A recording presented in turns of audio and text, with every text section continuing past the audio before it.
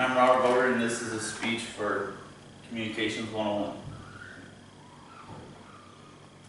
I want everybody to picture this. You're at home, it's at night, and you're suddenly jolted awake by the earth beneath your house violently shaking. As you realize what's going on, you hear the crashing of your pictures falling off the wall, and your kids crying as they're waking up in their beds. In our society, the need for oil is causing this scene to play out all across the Midwest. The process of fracking for oil is becoming more common, and American families are paying for it. I'm here today to persuade you that when this issue and regulations come up on the ballot in November, you should vote to stop the fracking for oil, because it's hurting American families. Some of the things I will discuss with you today are what is fracking, and I will also discuss the many drawbacks to this process and why you should vote against it. First, we'll talk about is what is fracking. Well, according to the website energyfromshale.org, the term fracking is just layman's term in shorthand for hydraulic fracturing. The process of hydraulic fracturing involves tapping shale and hardened tight rock formations by drilling a mile or two below the surface of the earth and then turning the drill and actually continuing another couple thousand feet. And then they'll actually case and cement the well. And after this is done, to extract the oil, they will pressurize this pipe with water, sand, and other additives. And this pressure creates little cracks in the rocks, which is held open by the sand that they inject. And these little cracks let the oil pass through the rock and lets it flow out into the well. So now, since everybody is familiar with what fracking is, I will tell you all the problems that come from fracking.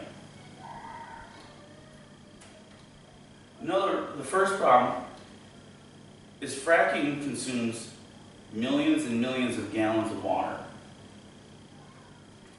A study done by Laura Amos in 2010, the U.S. Environmental Protection Agency estimated that between 70 and 140 billion gallons of water was used to fracture the 35,000 wells in the United States. That amount of water could supply cities between 40 to 80 cities of a population of 50,000 people a year. Another reason that fracking is very dangerous is the many chemicals that are used. Some of the chemicals are even toxic to humans and wildlife if we are exposed to them. Some of them are even known to cause cancer. Some of these toxic substances include petroleum distillates, such as kerosene and diesel fuel. And then some other ones are methanol, formaldehyde, hydrochloric acid, sodium hypochlorite, and many other cancer-causing additives. Think about that. They're actually pumping cancer-causing chemicals into the ground. Another big reason is the one I alluded to earlier. The earthquakes that are being caused by the fracturing of the rock underground is leading to earthquakes. A U.S. Geological Survey produced seismic forecasts in 2016 for earthquakes. While almost all fracking-induced and human-triggered earthquakes are relatively small, less than a magnitude 3, and you would barely feel it. They're predicting between 5 to 17% to be able to create significant damage to homes and businesses. And just a couple weeks ago in September, there was a 5.6 magnitude earthquake in Oklahoma City, which, caused damage.